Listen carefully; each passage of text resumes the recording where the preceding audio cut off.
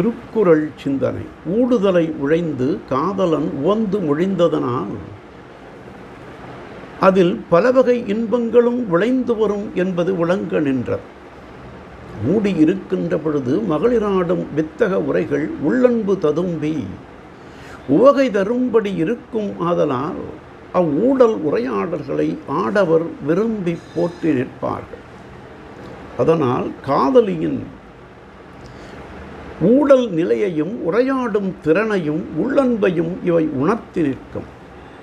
தலைவி இவ்வாறு காம நலம் கணிந்து பேர் உவகையூட்டி விழைவை விருப்பத்தை ஊக்கி நிற்றலால் ஊடுதல் இன்பம் என்று உவந்து கொண்டான் தலைவன்.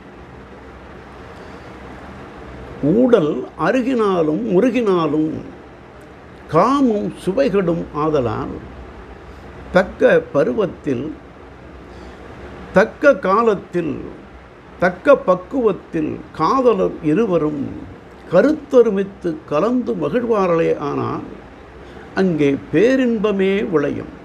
இவ்வாறு அந்த பேரின்ப நிலையை நுகர்ந்து கலந்த தலைவன் மகிழ்ந்து உரைக்கின்றான்.